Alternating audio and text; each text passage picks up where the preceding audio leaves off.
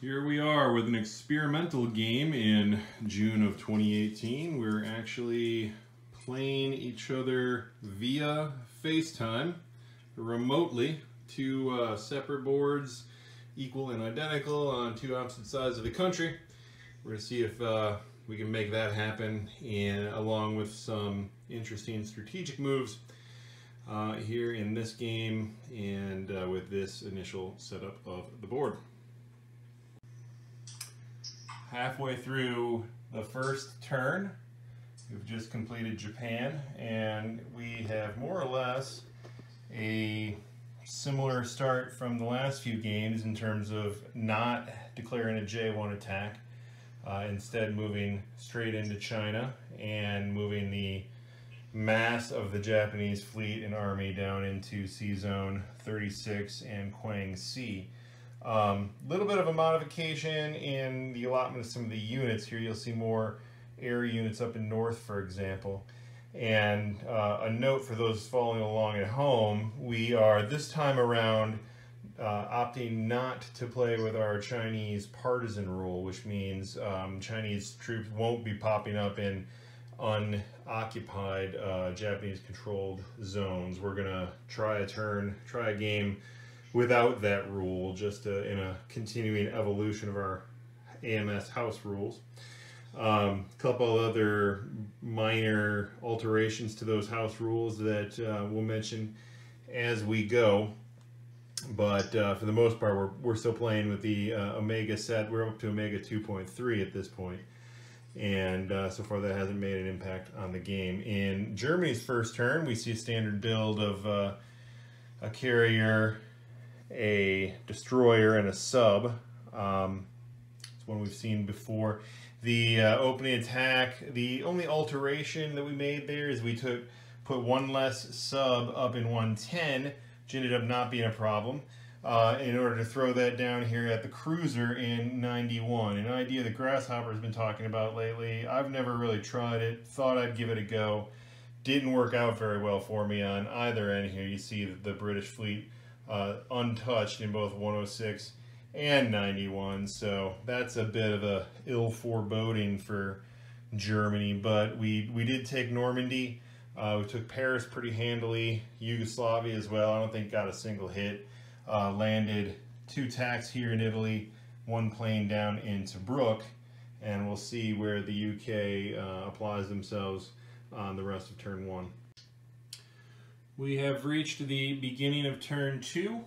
Things have gone similarly to how they have in some past games, but with some notable differences. So the US is not entirely tipping its hand just yet, for example, whether it wants to go Germany first or Japan first. It certainly has retained the ability to do either, but it's consolidated its Pacific Navy over here with, you know, not an insubstantial number of boats to be had off the coast of California, and you'll see built quite a sizable navy in the Atlantic as well.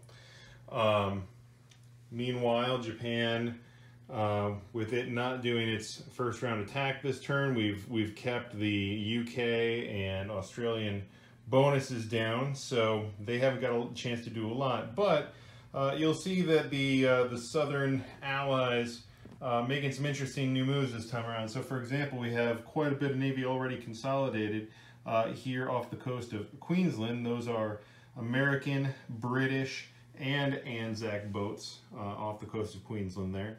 We're already taking up in Dutch New Guinea, and we have an Anzac plane that's already made it all the way to Shan State, with a number of UK pieces moving forward to Burma as well, giving them some options that the UK player doesn't often take, but putting them in a position where, you know, there's a couple things they could do with those pieces should they choose to. Now, you've seen this in the last couple of videos, but that little white marker there is what I on this side of the FaceTime anyway have to represent a pillbox.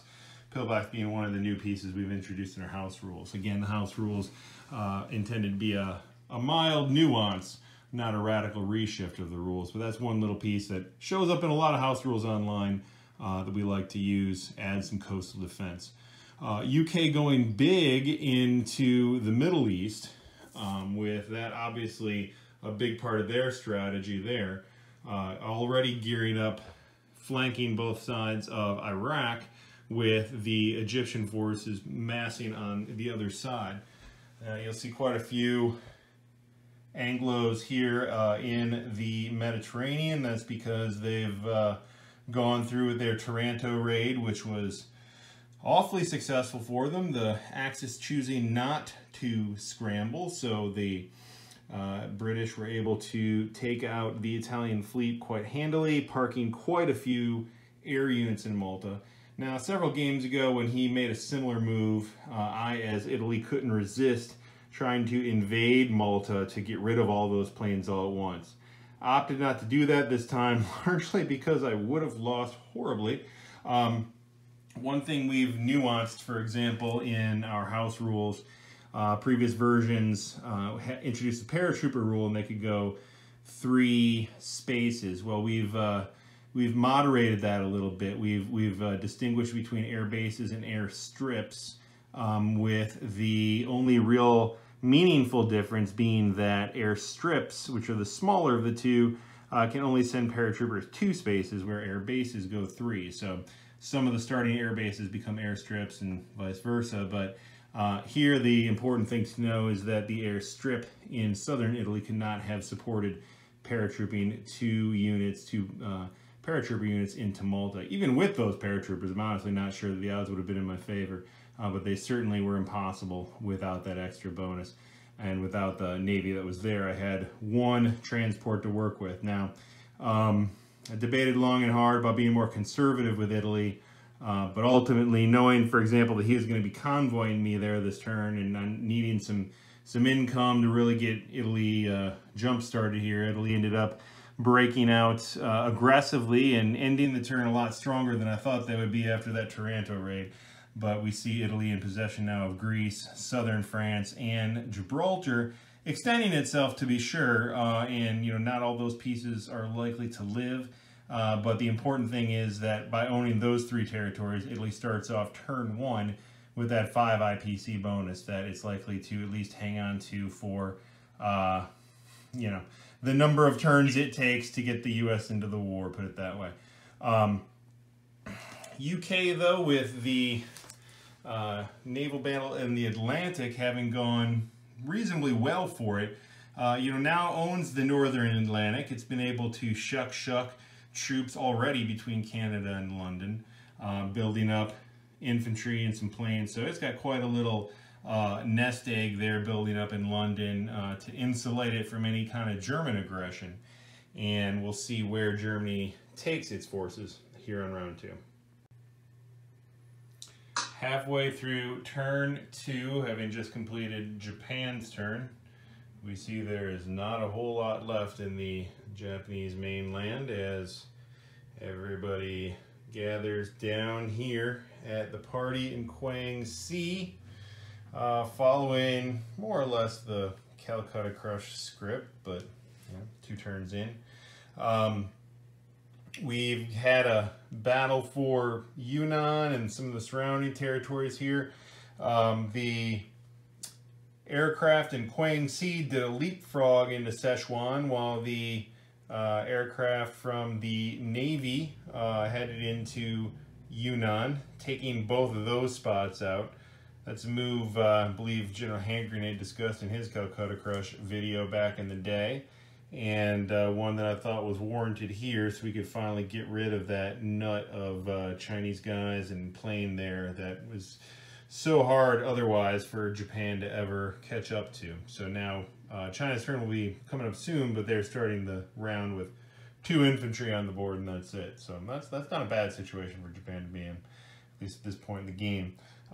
Purchased a naval base and airstrip for Kwang Sea, as well as a factory that we were able to afford with the money left over from turn 1, placed in Kiangsu. Due to size restrictions, we're unable to put that in Kwang Sea. We don't yet own French Indochina, so it's up there in Kiangsu as the next best alternative. It will be interesting to see how the allies react down here. They've certainly positioned themselves, like I said, to have a number of options and not exactly following the script so far, so to the extent there is one for this situation, so it'll be interesting to see if they zig or zag. In the meantime, in anticipation of the Sneaky Carl, which is everybody's favorite defense to the Calcutta crush move, these land units, all but one, are remaining on transports here in the Japanese fleet. The rest of turn 2 for Germany went, you know, like it's supposed to, although the Allies did everything they're supposed to in resisting the German move. So Germany executed the reverse Taranto raid, wiping out the UK fleet, but at the cost of a couple aircraft, with the other aircraft that were stationed down here in the Med already taking out the one cruiser that was there. So Italy will start the turn with that bonus of having cleared Allied ships from the Med for whatever that's worth. While Germany, this is the first time I'm trying this strategy, built an industrial complex, which under our house rules cost 30 and is the largest of the 4 different factories that you can build, and built that down in Romania, built up its troops. That's 25, it's hard to tell, but that's 25 infantry stacked up in Romania with some various and sundry additional units. What Germany elected not to do this turn was to attack Russia, and you know, it'll remain to be seen whether or not that was the right move. It was primarily an economic decision, because once I declare war on Russia, I lose that bonus. Russia gains a bonus for not having Allied troops in its territory, and we start going in that direction. I wanted to get one more round of economic advantage and build up a little bit before plunging in, and you know, as a result, I'm kind of second guessing that, because now Russia gets an extra turn to build up and knows where I'm going. So you know, that'd be one for the history books on whether that was a good move. This factory in Romania, a number of people have tried it in various incarnations. It's a bit of a modified Kobra Kai move that SiredBlood advocates. Certainly not done the way he advocates it, but the concept is by that name, and I kind of like it. Up here in the Atlantic, the Germans did build 3 additional subs for 4 subs, and the rest of the complement of Navy up there, giving the Germans under our house rules a wolf pack advantage. When there's 4 subs, a number of them attack at a 3, so that gives a little bit of extra punch to Germany. We'll see who there is to punch and what the Allies do here on the rest of turn 2. We've reached the beginning of turn 3, and the U.S. has made their choice, electing to sweep all of the Pacific Navy into the Atlantic, as we'll see, leaving the Atlantic and thus Japan entirely empty and unchallenged. The Southern Allies, UK didn't do a whole heck of a lot other than build up and reconsolidate its forces here in India after securing for itself the Middle East and its attendant bonuses, which are not insubstantial. I think a little bit beefed up under our house rules, but more or less the same idea in the out-of-box rules. But you see Anzac here ended the turn not with a sneaky Carl, but sneaky something, because he's gone ahead and declared war here on Japan at the end of the turn 2 with Anzac occupying half of the Money Islands and building up that way, not attacking Japan, but declaring war on Japan in order for Anzac to collect its bonuses. So Anzac goes from collecting, I think it was 10 in the prior turn, to collecting 30 at the end of this one now with all its bonuses secured. So Japan at least has the option of a free round of combat next time around against the UK and Anzac before the US gets involved, should it not choose to involve the US. On the Italian side of the board, the Italians now have started to rebuild their navy, building a carrier, spending up the money they've been saving, a couple transports there, along with the cruiser that's survived. As expected, the British took out the sacrificial transport here in '92, which earned its keep by getting Gibraltar, and thus 10 IPCs worth of bonuses that Italy has already collected as a result. So that was a fair trade. And of course, in the Atlantic, we see the rest of what happened on turn 2, which is just this mass consolidation of navy, both U.S. and now UK as well, with Atlantic UK spending its money on a naval fleet in Canada. So how will Germany react on turn 3? It's anybody's guess.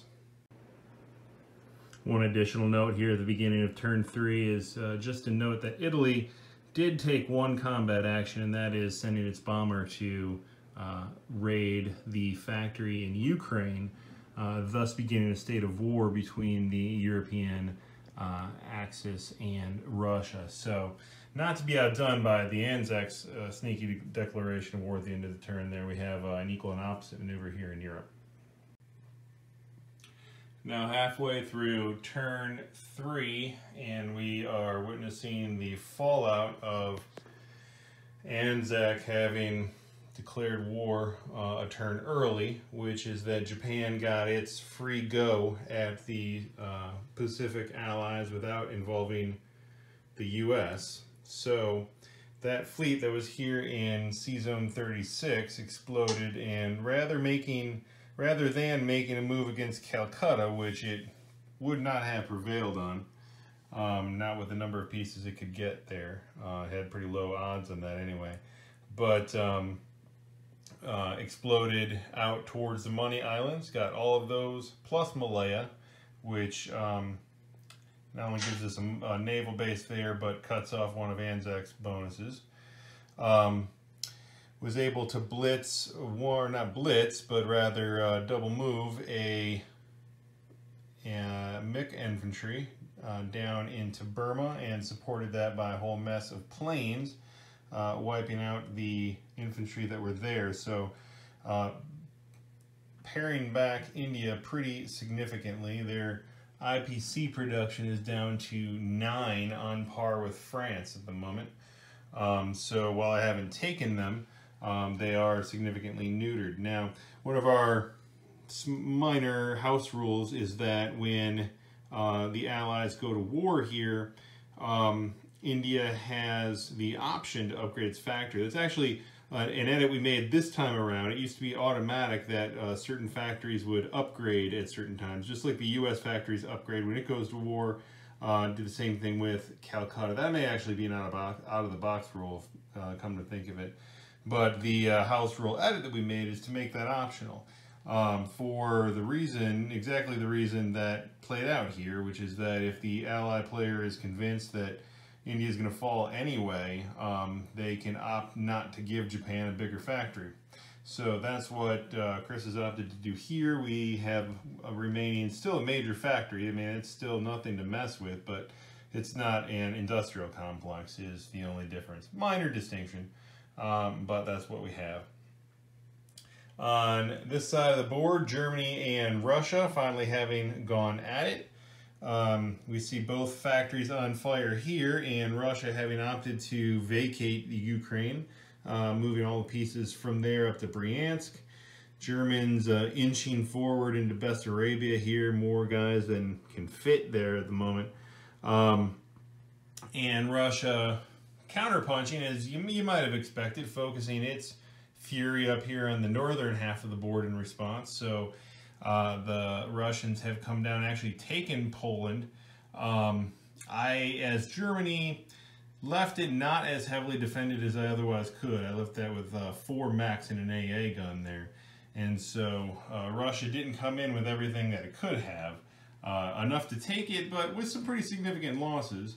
Did what it had to do, the whole point of that being moving the line westward and getting that additional IPC bonus.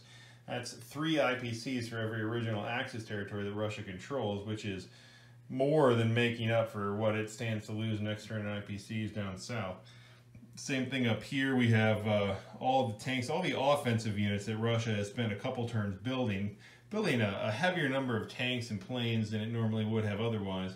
And all those units now being put to use up here in the Scandinavian countries, pressing on to Finland and beyond.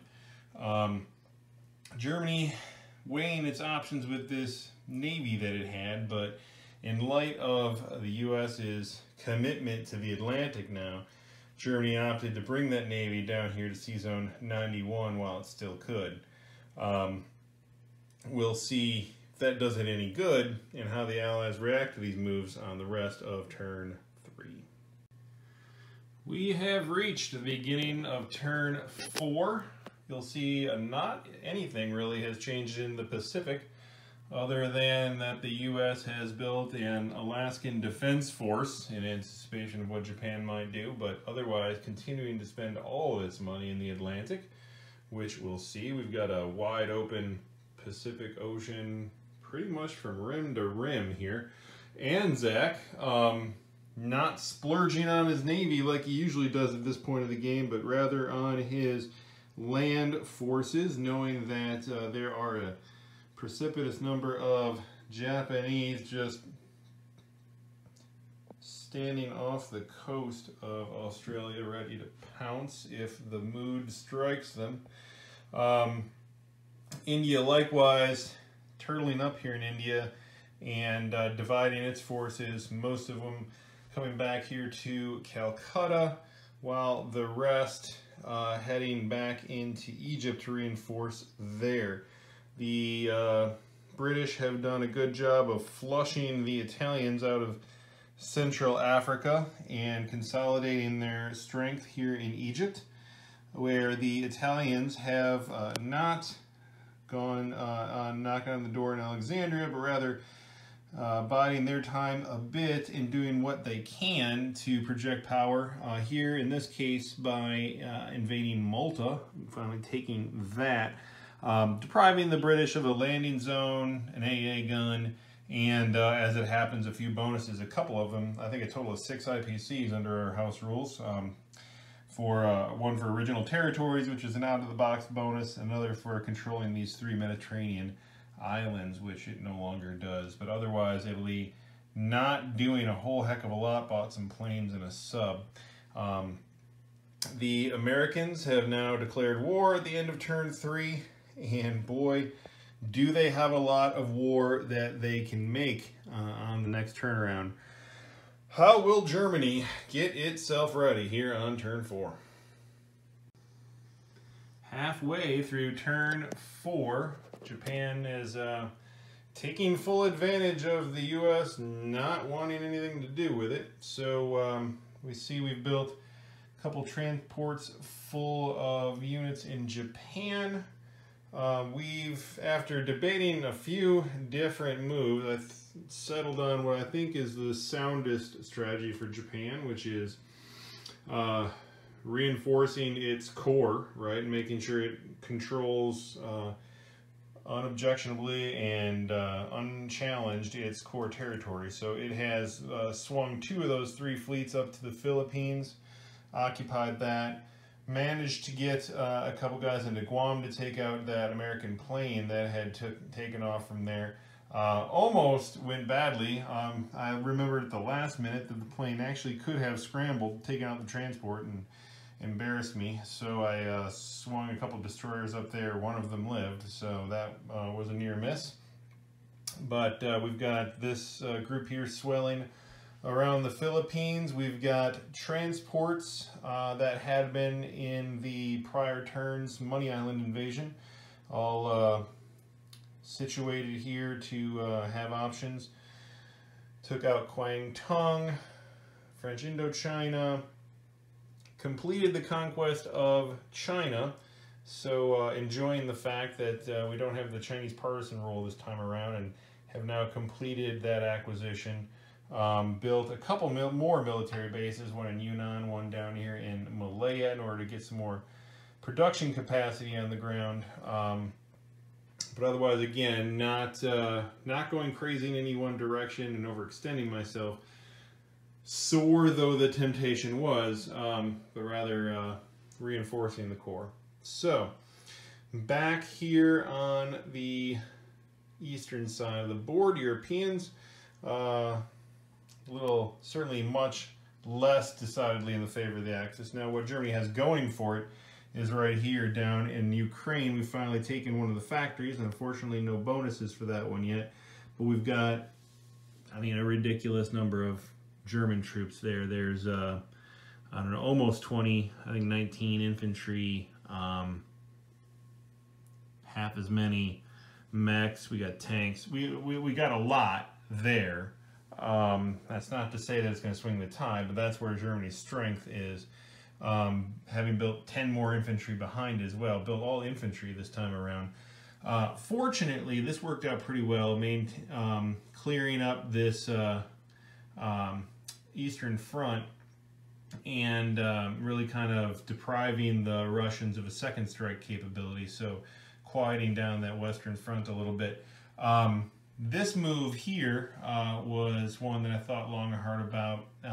Took these planes out of the mix for a little bit, although they got some action in eastern Poland. They all landed here in Finland, swung everybody from Norway, basically making a last stand, building a wall in Finland, because it was pretty obvious at the end of last turn that Russia's ambition was to just roll through the whole Scandinavian peninsula, get the ridiculous number of bonuses that Russia gets every time it takes an Axis or pro-Axis territory, in order to compensate the IPCs that I'm taking down here in the south. So fortunately we were able to muster enough that Russians changed tactics, pulled back the offensive units, really didn't engage in combat this round, but rather did a strategic withdrawal to build up their line back a little farther east. Now, that said, it's quite a wall that they've built. That is 11 guys in this territory here, Smolensk. Even more than that, 15, I want to say, 15 infantry in Russia, along with all the other units there. We've got all of these guys that have marched over from the Eastern Front that are almost back from Siberia and almost about ready to join their brethren in Moscow. So, while the Germans are certainly making a push, the Russians are pushing back pretty hard. And in the meantime, game is on over here. We're about to engage in the second half of turn 4, where all this fleet that the U.S. has been building for 3 whole turns now is finally ready and able to do something. And it's going to be pretty bloody here on the rest of turn 4. We've reached the beginning of turn 5, the Allies having completed the rest of their moves. So the U.S. still sticking with the script of Germany first, doing only as much as is absolutely necessary in the Pacific to guard itself. This time that means moving its couple naval units that it had in Australia up to Hawaii, as well as this bomber and the British battleship, which still exists, just to ward off the 2 new transports that Japan built. Down in Australia, we see just enough to block a feared Japanese invasion. We have a destroyer here, a cruiser here. That is a cruiser. I know it looks like a battleship. So hard to tell with these Anzac scopes. I really hate these pieces. Otherwise, just building up land units. That can actually goes there. In Australia, kind of anticipating the perhaps inevitable. Same with Calcutta. Content to continue building up and waiting. They're collecting, I think, all of 9 IPCs a turn. The Egyptians, the British in Egypt, doing a strategic repositioning as well. Everybody retreating down to Sudan, where they are out of the way of what was the Italian Navy nearby, but not posing much of a threat back to Italy either. You see the French actually occupying Ethiopia. Don't see that very often. And the Italians kind of stymied up here in Tobruk. All this because, of course, the fleet has finally moved down. This is all in Sea Zone 91. That's as close as we could get to actually fitting on this out-of-the-box board. Chris is using his extended board. He might be able to fit them all in 91. I know I sure as heck can't. But all of these land units and air units built up down here, landing in Gibraltar, having built an airstrip to go along with that for good measure. Italy thought about trying to take out those land units, and perhaps in retrospect should have built more transports in anticipation of that move, but be that as it may, it's where we're at. The Germans and Italian Navy bottled up in the Mediterranean, as you know they often seem to end up. So Italy now in that inevitable process of buying all infantry to protect the homeland, while waiting to see what the Allies do with their amphibious force. How will Germany prepare for that amphibious invasion here on turn 5? Halfway through turn 5, here after a few days break and a relocation of the entire board, we've just finished Japan's turn, and Japan has expanded out incrementally, kind of continuing the same momentum that it had. So these ships that were in the Philippines and such, Guam, they've all swung down to Malaya, and the Navy that was there here in the Indian Sea Zone, having finally gotten rid of that French destroyer, which didn't go down without a fight, scoring a hit on the battleship. In the meantime, the air support here managed to pull off a strat bomb on the factory, as well as the pillbox, which can be bombed by tactical bombers under our rules, and thusly was, putting those out of commission. You see we've got the planes backed up in Yunnan, have land units swung down, inching towards Calcutta as much as possible.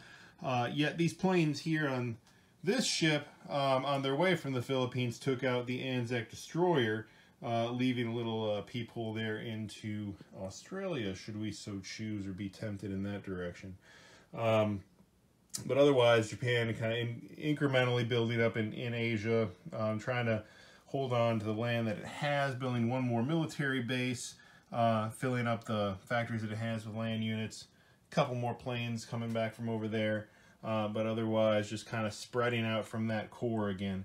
And on the German side, you know, we're conflicted. Obviously, we know that a big old mass of troops is coming from the west. So we've spent all of our builds here in Western Germany and pulling back as many aircraft as we could get just about into Western Germany to build up a front there.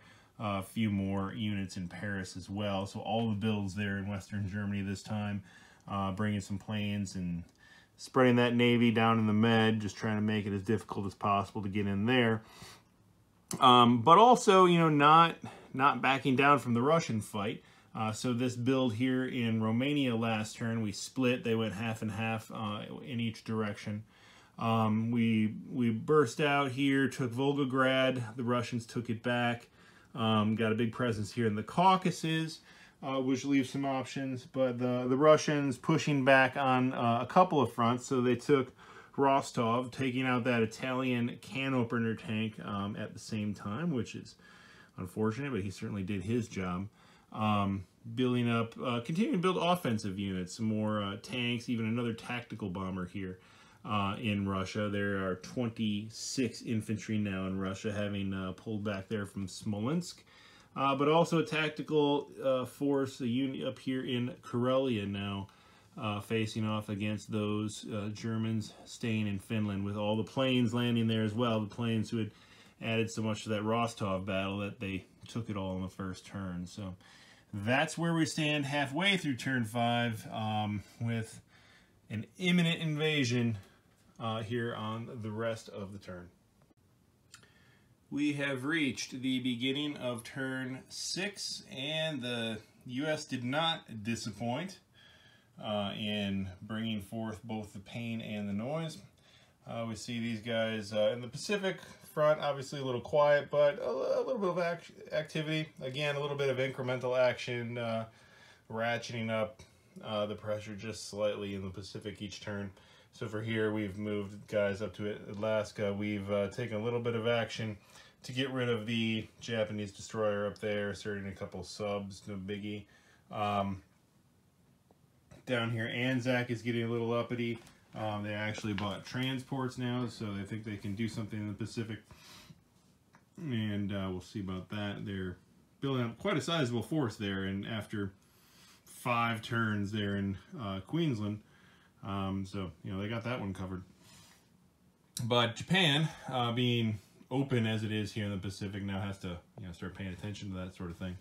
The UK has reconsolidated its forces over here in Egypt, bringing everything up from Africa and the Middle East, but for the one blocker here to prevent the Germans from blitzing the Middle East. We, in Calcutta, fixed a little damage on the pillbox, although it's still inoperative, and had to build in West India since the factory there is still shut down.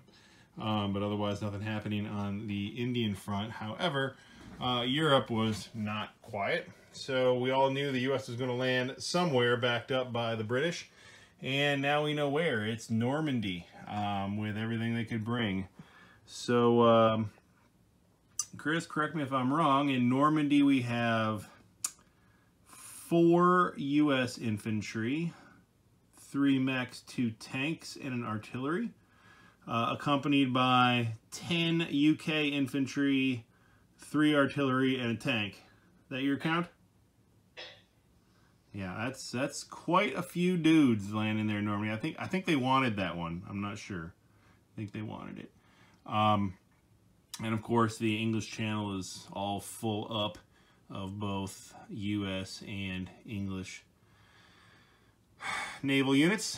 Not to be outdone, there's a whole nother round of U.S. troops piled up in C-Zone 91 and Gibraltar, waiting for the next go-around, and behind them, yet another generation of Americans spawned back there. So this isn't your traditional shuck arrangement of transports going back and forth to the U.S. and bringing guys over. This is just a steady tsunami, one wave after another.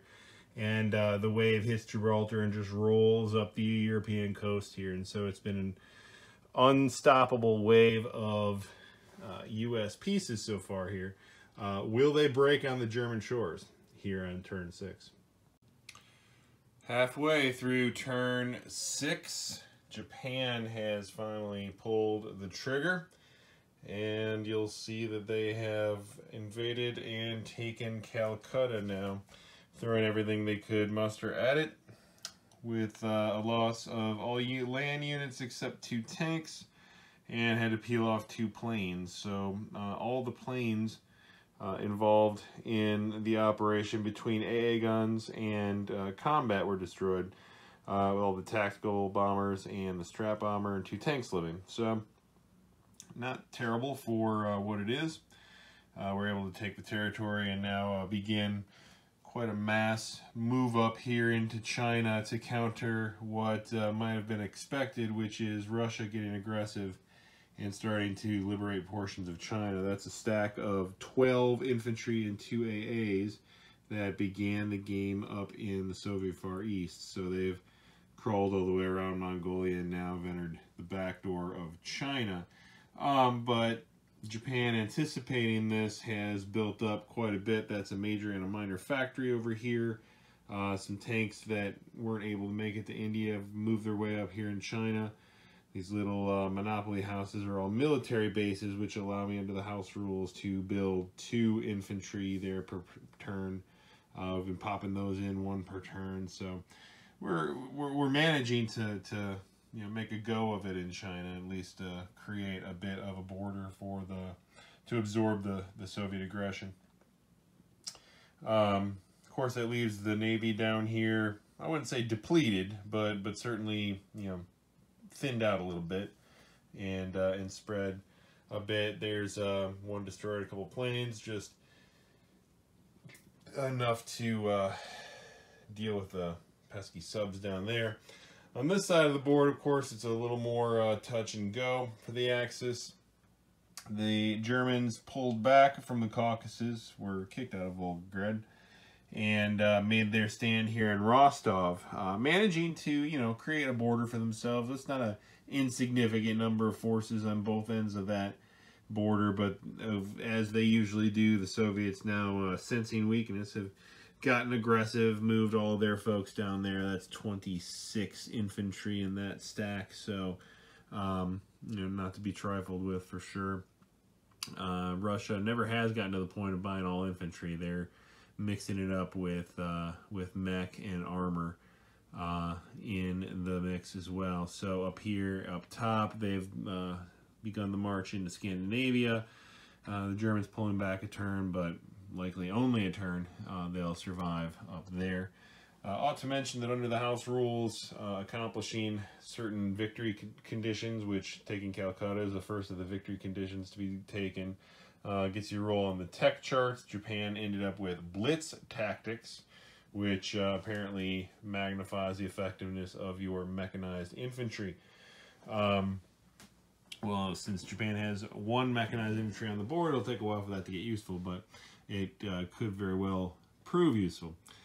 So the rest of Germany, you know, you'll see a lack of Allied units in Normandy. That's because Germany threw everything they could into Normandy. In fact, eliminated them all. But when they got down to taking hits on their air units, they decided to eliminate the land units instead. So the air units all survived, and we were able to build back up here, both in Paris and in Western and in Germany. You got a stack of 10 there in Germany. So again, especially with the Italian backup, there's, you know, the German wall is not going to fall this turn, but Germany sure is getting beat up on again, and we'll see how they continue to get pummeled here on the rest of turn 6. Now the beginning of turn 7, and things are starting to look grim on the European front. We see nothing continues to happen in the Pacific. That includes with the Anzacs, who are biding their time, still building up land units in anticipation of that Japanese invasion. The Indians in Calcutta had not much left to do. But boy, in Europe, it's an ugly scene for the Axis. We see the Allies, for one thing, concentrating here on Africa, closing their fist, as it were, on North Africa, with only 2 empty territories now in the hands of the Axis. And under our House rules, controlling all of Africa is a victory condition for the Allies, which would give them their second victory token in this game. You might say, second? They didn't have one before. Well, that's because they also gained one this turn, when the U.S. took advantage of my misplacements here in the Mediterranean to come in and take southern Italy, capturing Rome and getting the victory token, along with the tech bonus, the tech roll that came with that, which ended up giving the U.S. heavy bombers. You say I screwed that up. Well, see, the initial strategy here when Italy took its turn and sacrificed its cruiser out here in 92 was that Germany was going to put blockers in 93 and 94 so that the Allies couldn't get to southern Italy. Germany changed that up. By the time I got to that turn, I thought, I can get away with doing this, and I consolidated my guys in this C-Zone 95 here instead, and that turned out to be a mistake.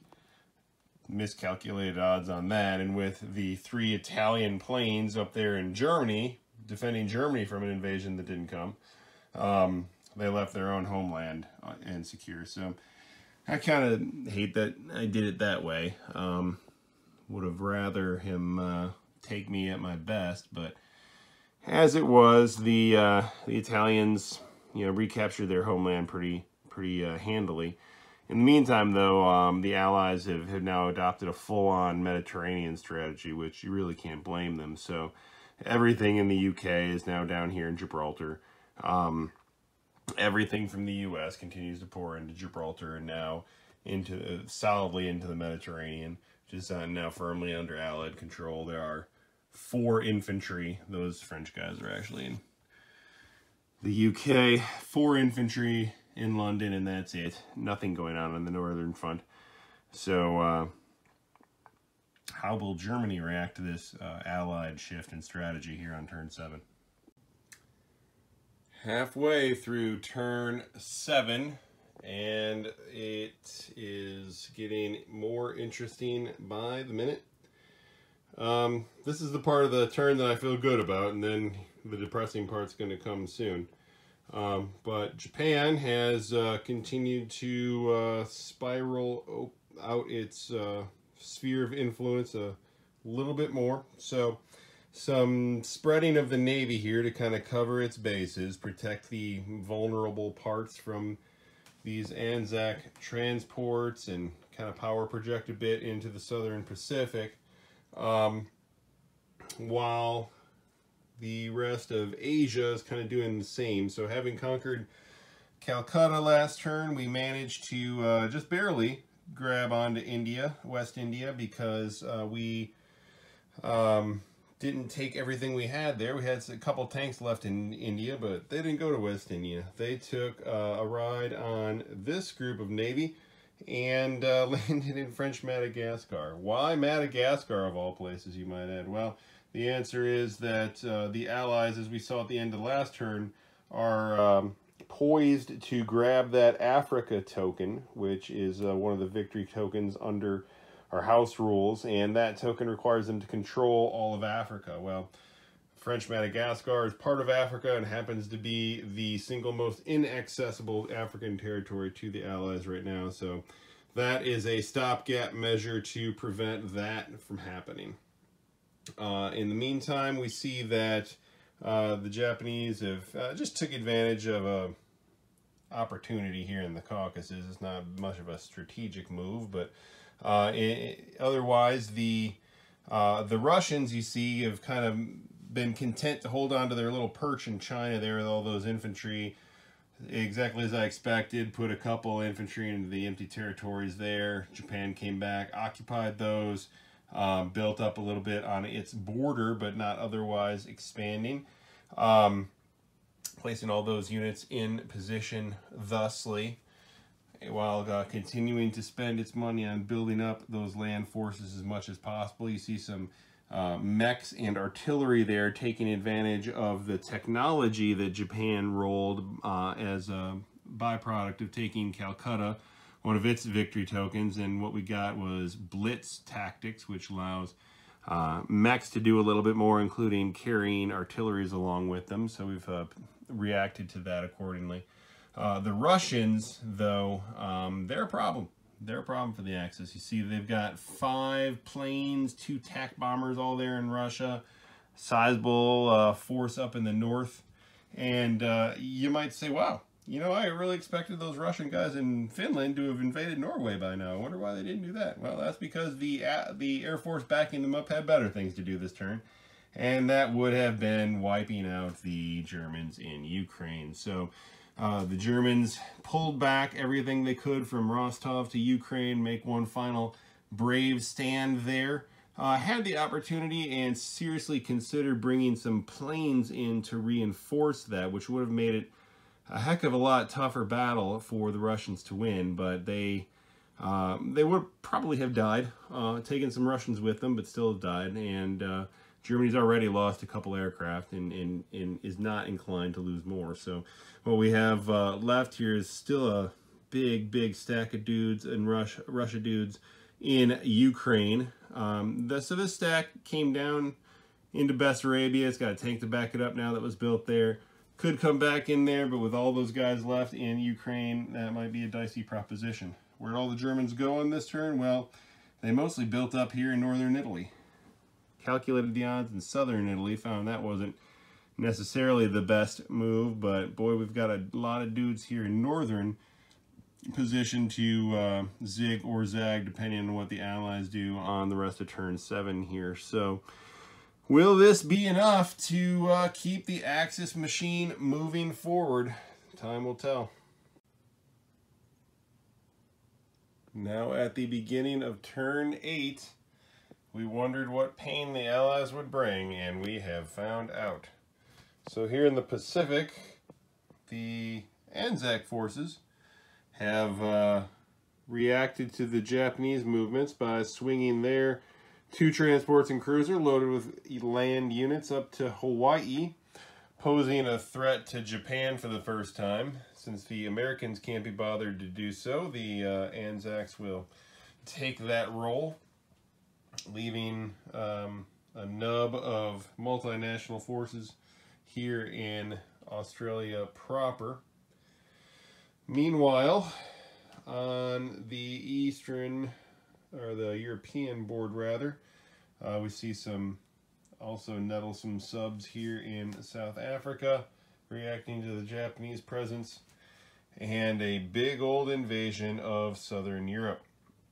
So what's not on the board are a cruiser and transport that were here in the Eastern Med that had transported this tank and such up here to take Greece. The rest of the multinational fleet here, which you have to parse out real finely to figure out who's in what territory here, but there's far more pieces than can fit on the actual out-of-box board. The whole party has come into the Western Med here and dumped everything possible into southern France. This time landing at least 4 British planes down there as well for reinforcement's sake. In my view, this is what the Allies should have done the first time they invaded Europe over in Normandy, landing those British planes there. Chris is of the mind that those planes needed to stay on the carriers in order to protect the Navy from the German Air Force. That may be, we'll roll back the tape. All you YouTubers watching this can figure out what you think on that. But in any event, had there been planes on Normandy, I surely could not have taken it last time. And their presence in southern France this time has really cast some doubt on even the combined forces of Italy and Germany throwing everything possible that they have at it consecutively to take this out. So according to the odds calculator, if I had thrown everything Italy had, followed by everything Germany can get there, I would have had only a 25% chance of winning that battle, and the even money would have been on me losing everything and the Allies whittling down maybe not even all of their infantry, right? Leaving some tanks, some mechs, and artillery, and all those planes still there with me with no air force whatsoever. That's an alternative I contemplated for quite a while here, because that still would have set him back. Still would have reduced greatly the land units that they could have pushed forward with into Europe, but would have left me pretty depleted too, and he could probably ramp back up a lot faster than that. Plus, he's a multinational force, each attacking separately, while my defensive numbers are just a little stronger than my offensive capability right now. So ultimately decided that it would behoove me to stack up in northern Italy with the Italians. Those Germans are going to do some stacking as well on their turn and take this a little bit more defensively here, make him work for each piece of dirt that he gets in Europe, and maybe live a little bit longer that way. You'll also see here, though, if you look closely, all these Italians are in northern Italy. Nobody left in southern.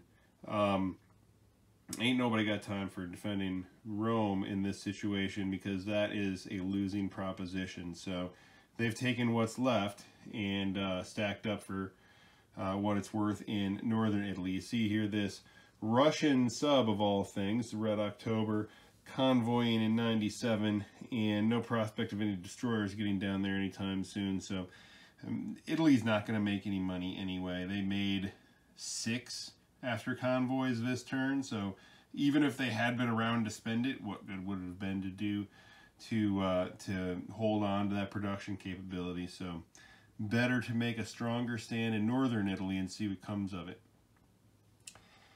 See if there will be a turn 9, but for now, we press on with turn 8.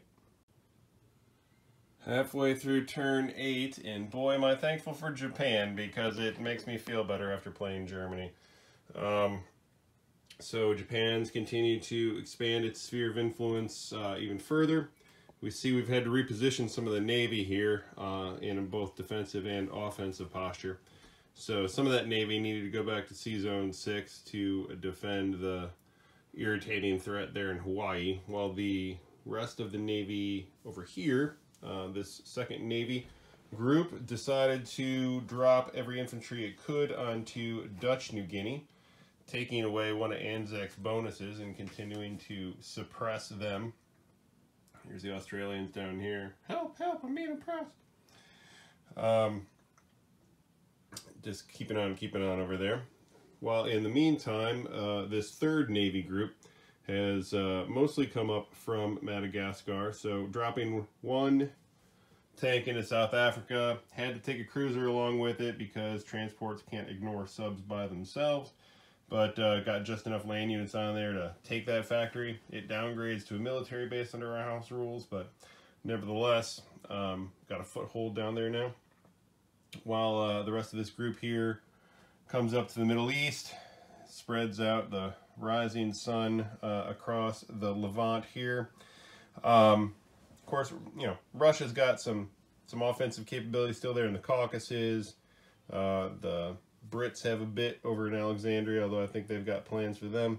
So, you know, Japan pushed back. So what you don't see here is that Russia, on its turn, took an offensive turn into Japan, having taken back the Caucasus and Kazakhstan, and Singhai here as well. So while pulling back the rest of its stack to Novosibirsk, the Japanese pushed back and then some, so taking back all those territories except the Caucasus and the Middle East. So some back and forth along this front. Still quite a few Russian units there. All its planes and land units have now consolidated there in Novosibirsk. But Japan continues its inexorable push towards its manifest destiny. We see a tank coming up here in a more. Why? Because the Mongolian rule was shut off after Russia attacked a Japanese-owned territory here in Kansu, leaving that tank to gobble up the Far East for whatever that's worth, and of course it's not worth much. So that's the happy news for the Axis. Over on the Europe board, it's continuing to get uglier. The Russians, the very successful offensive move here, taking Norway, Poland, Bessarabia, Ukraine, positioning themselves quite well along the front. Germany took its opportunity, having had money that's probably not going to have in the future, to push back a little bit, set up some offensive units, built all artillery this last turn, using that tank and some air support to take back Greece, building up a little bit in Romania, but mostly over here. So all these Germans who are in northern Italy shuffled over into Paris, hoping to hang on to that with quite a few artillery remaining to back them up in case they need it. Will it be enough to resist the Allied horde on the rest of turn 8? We shall see. Well, we've reached the beginning of turn 9, and the Axis still exists, so that's about the best news I can deliver. Pacific, we see a decidedly defensive posture adopted by the Allies. Every bit of Navy they have is circling around Hawaii, circling the wagons there, while the Anzachistan is piled up here in Sydney. Every single land unit they could muster has been piled in there, and their Air Force as well, in anticipation of what Japan might do here with this fleet. So no news is good news on the Pacific side of the board as far as the Axis is concerned.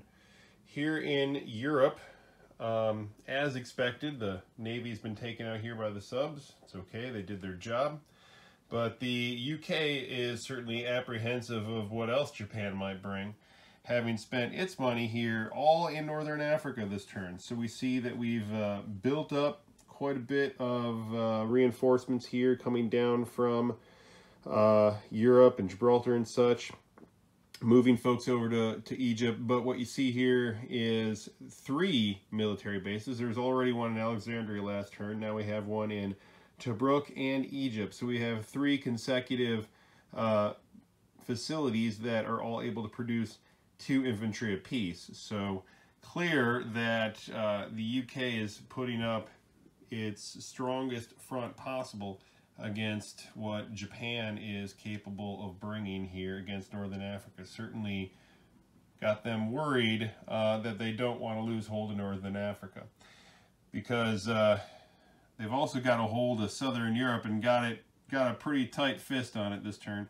So the UK did what I think is, I think we both agree, is the smartest move it could have made right now, right? I mean, that was, Germany put all into France to make sure that they didn't go that way. So rather than a suicide run, rather than piling up in northern Italy with what remains of the U.S. invasion force, which we'll talk about in a minute, which probably would have been a suicide maneuver, they did the best thing available to them, which was zig instead of zag, swing over here to southeastern Europe and really gobble it up. So since I only have infantry and artillery in range, there's no way I'm taking all this back this time. So last time I threw that tank down there in order to take Greece, losing a plane in the process too, I might add. So I mean, that has been death over here, this C-zone in this area for Axis planes. I don't think I mentioned a couple turns ago, the first time they invaded Greece here, the Italians sent their planes to take out the Navy while the Germans took out the land unit. Well, the Italians lost 2 planes in that process, so that was just insanity, and that contributed to their downfall up there in northern Italy. We'll talk about that again in a second. But so the Allies have done well for themselves here in Eastern Europe, obviously trying to climb up the soft underbelly of Germany and get in that way, get a foothold that way. While at the same time the Russians are barreling forth on this front, hopefully giving the Germans a 2-front war that they can't sustain in the Allied perspective. But meanwhile, the U.S. has done what you see here, which is occupy now all of Italy. There is not a single Italian piece left on the board this time. So they've once again occupied Rome, and this time looks like they're going to hold on to it. There's a distinctly multinational force there holding on to it. But again, Germany can't do anything to reach, and there's no Italians left, so there's no possibility of a can opener move. Japan's not quite at the point where it can occupy Rome. We'll see what happens a couple turns from now, but not there at the moment. So Germany's got this big old stack up in France, which is now, you might say, out of position in order to attack the Allies where they are. I wouldn't go that far. I'd say the Allies certainly moved out of the kill zone that I'd set up for them, which they obviously should have done. Germany has no crushing blow this turn to deliver. And the U.S. has just another round of infantry and tanks and artillery, everything else, and not to mention their heavy bombers that they're building every turn. And those are certainly adding up. So how will Germany fare here on turn 9? Now halfway through turn 9, and this is the part of the turn that always makes me feel good when Japan does its thing. You don't see it on this half of the board, but Japan is now making an even 100 IPCs at this point between owned territories and bonuses. So that's always a nice place to be. It's a nice high that will get me through the next half of the turn, which I get utterly slaughtered on the European side of things. But in any event, Japan, adding a couple territories to its name each time.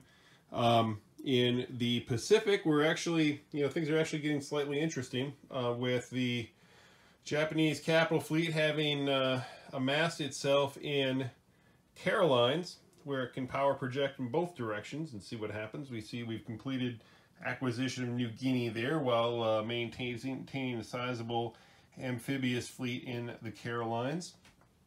We know the Anzacs have turtled back there, and there's not a whole lot of help coming from the western U.S. to help Hawaii, so which way that will go remains to be seen. In China, the Russians pushed back in strategic locations, so those offensive units that were in Caucasus pushed forth into Iraq and try and stymie me there.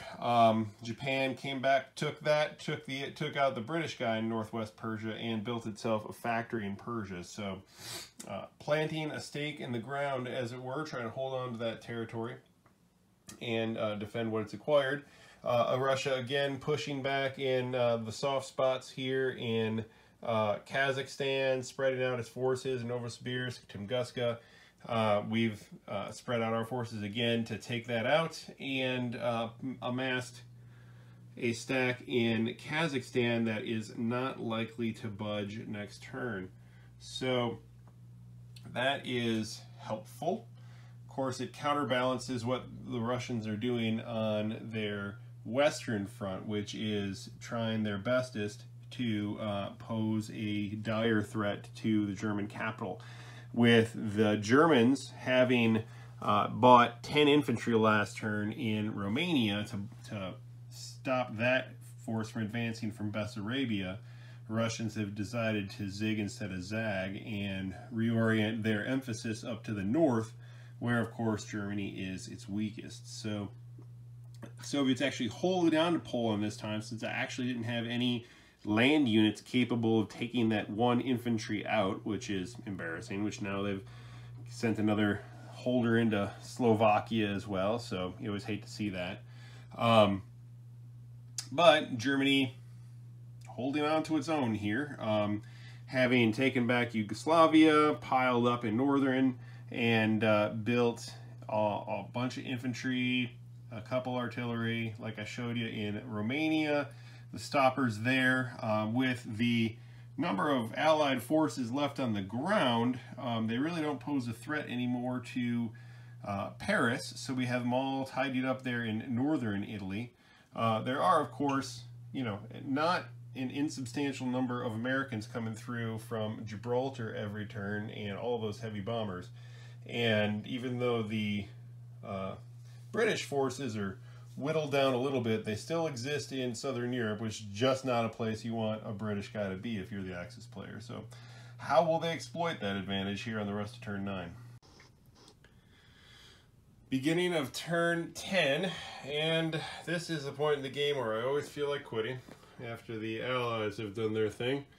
So I very nearly did call the game, because I inadvertently, I would say, after considering myself so clever for having assembled this navy here in the Carolines, neglected to protect Japan adequately. That blocker was easily dispatched by the Americans, which would have left a clear path from Hawaii to Japan with that Anzac transport. So for a minute, I was about ready to throw in the towel, because that's 100 IPCs in Anzac's pocket and nothing for Japan.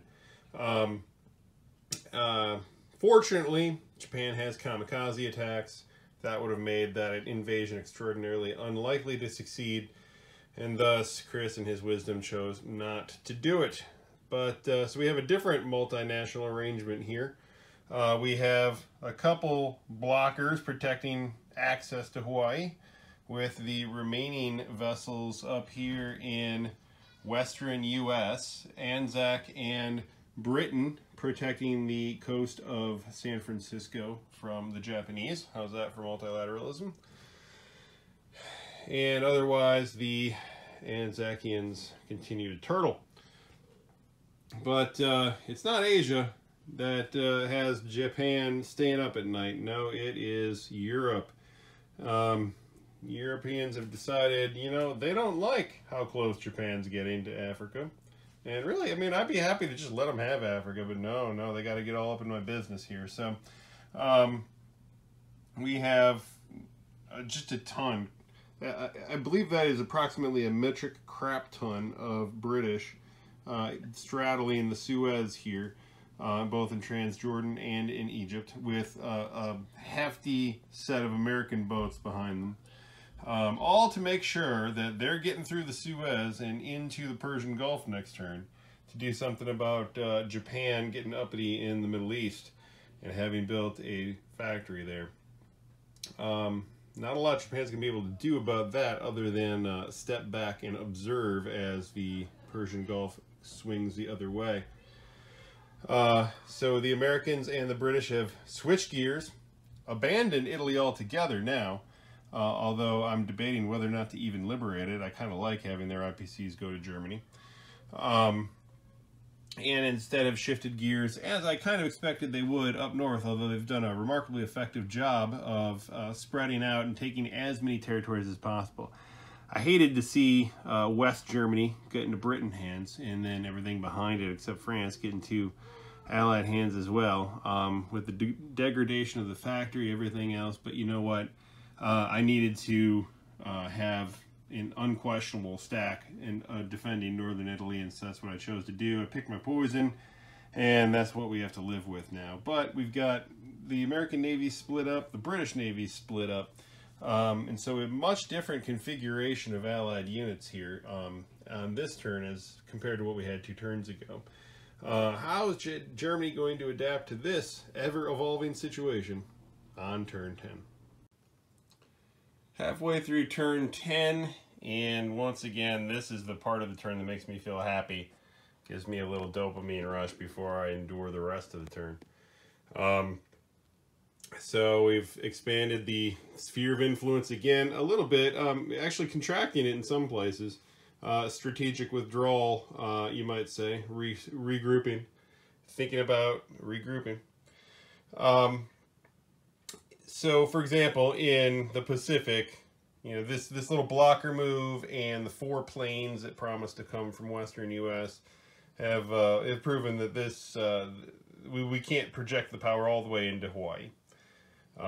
That's not going to be practical. So we reoriented, put the guys, most of the guys, back in Japan that were there, kind of put a little defense action back up again, so that doesn't get vulnerable. Down here, just to mess with Australia, kick them while they're down a little bit more, and continue to oppress them while the Navy reorients itself. We shot 1 transport down to New Zealand and another sub to convoy here in Sydney. Again, just to keep the foot on the throat of Anzac a little bit longer. In fact, that lay a reminder there to convoy that when the time comes.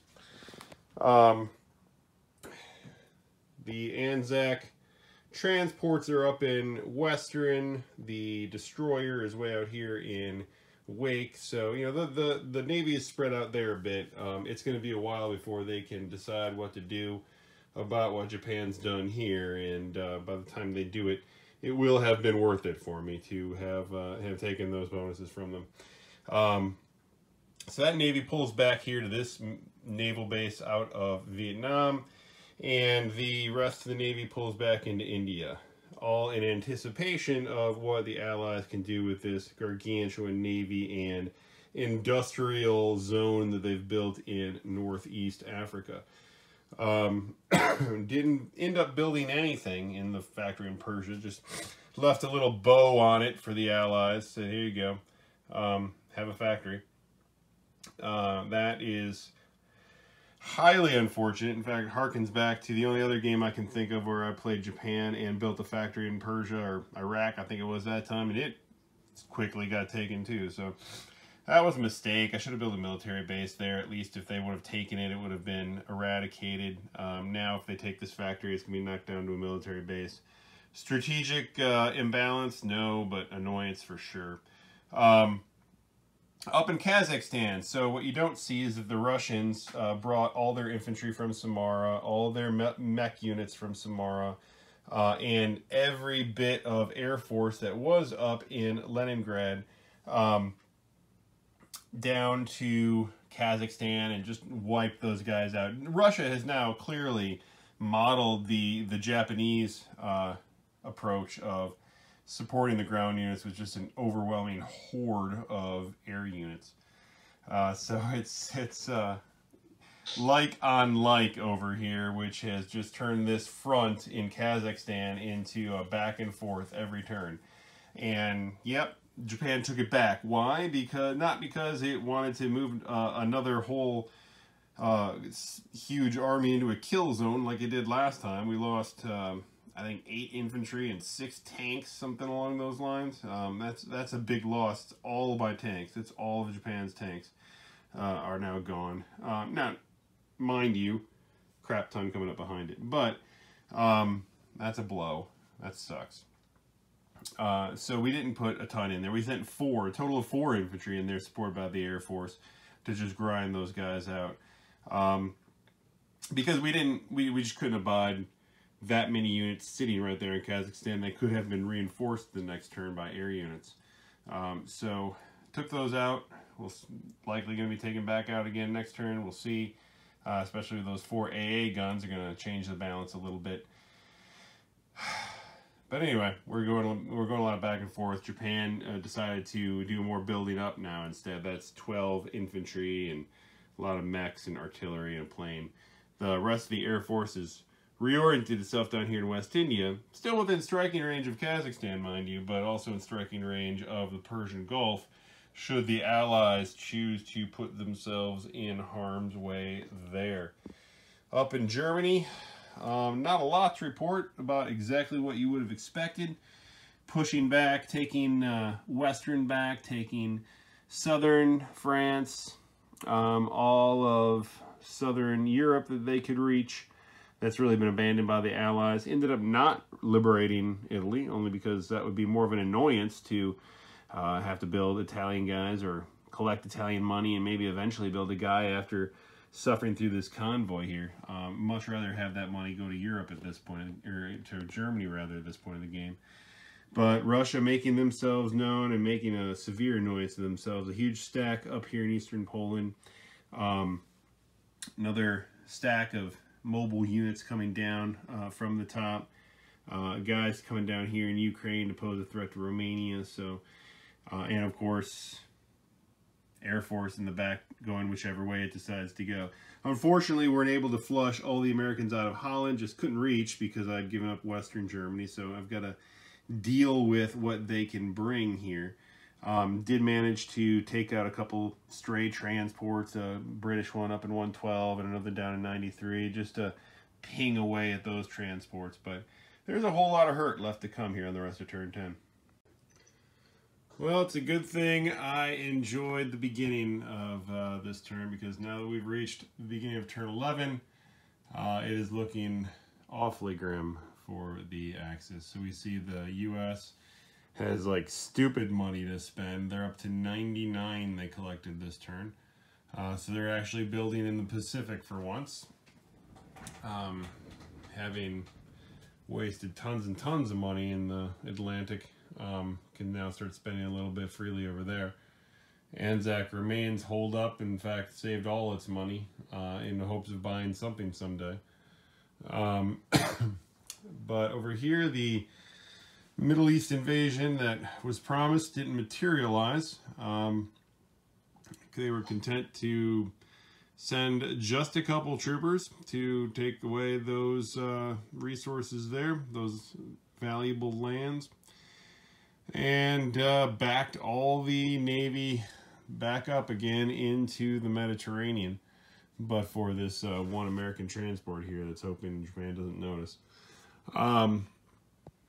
So this is a finely crafted metal claw that is crunching ever closer to the heart of Germany. That is an awful lot of Allied roundels all along the perimeter of Europe. So this is what happens when you don't liberate southern Italy. It becomes a hub for Allied operations with a major factory there. 5 bombers, 4 U.S. planes, some British planes. I mean, there's no opportunity wasted there. So almost the entire, I take it back, the entire coast of Europe from Denmark to Greece and everywhere in between is occupied by the Allies. So throughout this entire game, Germany has been able to absorb a hit, repel it, and still have a handy stack there left to counterattack with. It's still got a stack. That stack is in Paris, but boy, and you know, there's another stack here in Slovakia. But with the entire coast, you know, look at it this way. At least I'm not being convoyed. At least I'm not being convoyed because I don't have any sea left, coastline left to convoy. The writing's on the wall for Germany here. There's a couple more turns, and with even Denmark gone, I mean, there's not much you can do about it for a couple turns. But even with all that gone, Germany just can't survive for much longer. So we'll see how much game there's left to play here after turn 11.